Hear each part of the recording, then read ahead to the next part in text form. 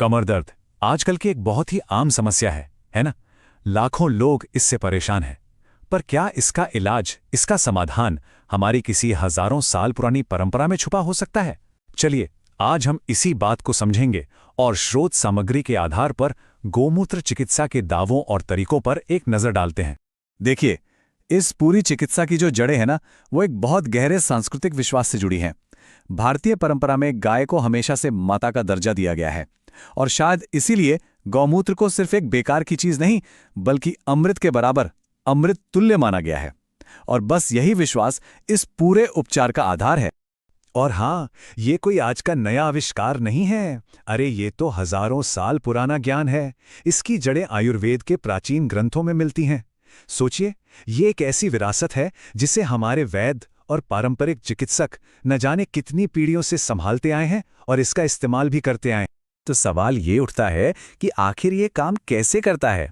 अच्छा, पारंपरिक मान्यता ये कहती है कि इसका सारा रहस्य इसके बायोएक्टिव तत्वों में है। मतलब ऐसा माना जाता है कि जब गौमूत्र से मालिश की जाती है तो ये तत्व स्किन के अंदर जाकर काफी गहराई तक, टिश्यूज तक पहुंचते हैं और फिर सीधा दर्द की जड़ पर असर करते हैं।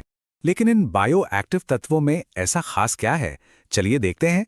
स्रोत के मुताबिक इसके जो गुण बताए गए हैं उन्हें हम 3 मुख्य हिस्सों में समझ सकते हैं। तो देखिए, स्रोत 3 खास बातें बताता है। पहली चीज, इसमें बहुत से मिनरल्स होते हैं, जैसे कॉपर और गोल्ड सॉल्ट्स। दूसरी बात ये कि ये नेचुरली एंटी इन्फ्लेमेटरी है, मतलब सूजन को कम करता है, जो अक्सर दर्द की बड़ी वजह होती है। और तीसरी बात, इसका वार्मिंग इफेक्ट, मतलब ये उस जगह पर गर्माहट पैदा करता है जिससे ब्लड सर्कुलेशन बढ़ता है और हीलिंग प्रोसेस तेज हो सकता है। और ऐसा नहीं है कि ये सिर्फ मामूली कमर दर्द के लिए है, नहीं, इस पारंपरिक उपचार का दायरा काफी बड़ा बताया गया है। स्रोत के अनुसार इसका इस्तेमाल तो स्लिप डिस्क, साइटिका और स्पॉन्डिलोसिस जैसी जो ज्यादा गंभीर परेशानियां होती है ना, उनमें भी राहत पाने के लिए किया जाता रहा है। तो चलिए, थ्योरी से हटकर अब प्रैक्टिकल बात करते हैं। मान लीजिए कोई इस थेरेपी को अपनाना चाहता है, तो इसे अपने डेली रूटीन में शामिल कैसे किया जाए? स्रोत में इसका तरीका भी बताया गया है। सुबह के रूटीन में कुछ स्टेप्स हैं जिन्हें फॉलो करना होता है। सबसे पहली और जरूरी बात, ताज़े गौमूत्र का इस्तेमाल करना है और उसे हल्का सा गुनगुना कर लेना है। फिर इसे पूरी कमर पर अच्छे से लगाकर करीब 10 से 15 मिनट तक हल्के हाथों से गोल गोल घुमाते हुए मालिश करनी है। इसके बाद इसे लगभग आधे घंटे के लिए लगा छोड़ देना है ताकि अपना काम कर सके, और आखिर में गुनगुने पानी से इसे धो लेना है। अब बात करते हैं शाम के रूटीन की। इसका मेन फोकस है रात भर चलने वाला इलाज।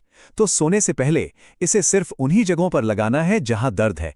इसके साथ ही हल्की फुल्की स्ट्रेचिंग एक्सरसाइज करने की भी सलाह दी जाती है, जिससे मसल्स को आराम मिले। और फिर इसे रात भर लगा रहने देना है ताकि ये स्किन में अच्छे से एब्जॉर्ब हो जाए और इसके तत्व पूरी रात अपना असर दिखा सकें। अच्छा, इसके असर को और भी ज्यादा बढ़ाने के लिए स्रोत में कुछ एडवांस टेक्निक्स भी बताई गई हैं। जैसे गौमूत्र में कपड़ा भिगोकर दर्द वाली जगह पर सेक कर सकते हैं, या फिर इसे किसी आयुर्वेदिक तेल के लिए एक बेस की तरह इस्तेमाल कर सकते हैं। और तो और, इसे लगाने के बाद अगर ऊपर से गर्म तौलिया रख दिया जाए तो माना जाता है कि इसका एब्जॉर्प्शन और भी बेहतर हो जाता है। लेकिन एक मिनट, ये सिर्फ कोई बाहरी लेप या मालिश नहीं है। स्रोत इस बात पर बहुत जोर देता है कि अगर परमानेंट आराम चाहिए तो इसे सिर्फ एक इलाज की तरह नहीं, बल्कि एक पूरी जीवन शैली, एक लाइफस्टाइल का हिस्सा बनाना होगा। तो इस लाइफस्टाइल में क्या क्या आता है?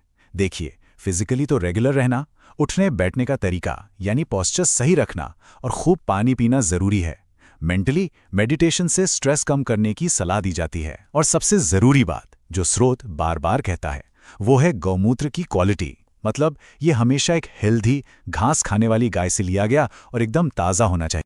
इस पूरे ट्रीटमेंट को सपोर्ट करने के लिए कुछ खास योगासन भी बताए गए हैं। सबसे पहला है भुजंगासन, जिसे कोबरा पोज भी कहते हैं। ये आसन हमारी रीढ़ की हड्डी को फ्लेक्सिबल बनाता है और पीठ के ऊपरी हिस्से की मसल्स को मजबूती देता है। दूसरा आसन है शलभासन या लोकस्ट पोज। ये आसन खास तौर पर लोअर बैक की मसल्स पर काम करता है, जहां अक्सर कमर का दर्द सबसे ज्यादा होता है। ये उन्हें ताकत देता है। और तीसरा है मत्स्यासन यानी कि फिश पोज। ये आसन क्या करता है? ये रीढ़ को एक जेंटल स्ट्रेच देता है और चेस्ट को ओपन करता है। इससे पोस्चर सुधरता है और पीठ पर जो तनाव रहता है वो भी कम होता है। अब इस पूरे प्रक्रिया में एक और चीज है जो बहुत जरूरी है, और वो है हमारा माइंडसेट, हमारी मानसिकता। स्रोत के हिसाब से प्रैक्टिशनर यही सलाह देते हैं कि विश्वास और धैर्य ये दोनों ही कामयाबी की चाबी हैं। स्रोत में सबसे ज्यादा जोर विश्वास शब्द पर दिया गया है। पारंपरिक चिकित्सकों का ऐसा मानना है कि जब कोई इंसान पूरे भरोसे के साथ इलाज करता है ना, तो उसका शरीर और मन दोनों ही उस इलाज को बेहतर तरीके से अपनाते हैं और इससे नतीजे भी बेहतर मिल सकते हैं। इसी सिलसिले में स्रोत में एक प्रैक्टिशनर की जानकारी भी दी गई है। इनका नाम है ऋतु रुइया, जो जबलपुर मध्य प्रदेश से हैं।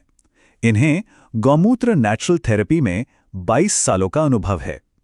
तो अगर किसी को और जानकारी चाहिए हो तो दिए गए व्हाट्सएप नंबर पर शाम 5 बजे से रात 10 बजे के बीच संपर्क किया जा सकता है।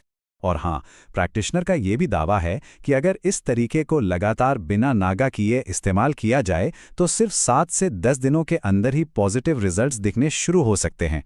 और ये सारी जानकारी हम एक आखिरी और बड़े सवाल पर लाकर खड़ा कर देती है कि क्या हजारों साल पुरानी ये परंपरा आज की दुनिया में भी उतनी ही कारगर हो सकती है? स्रोत सामग्री हमें इस पर सोचने के लिए कहती है और इसका फैसला हर किसी के अपने अनुभव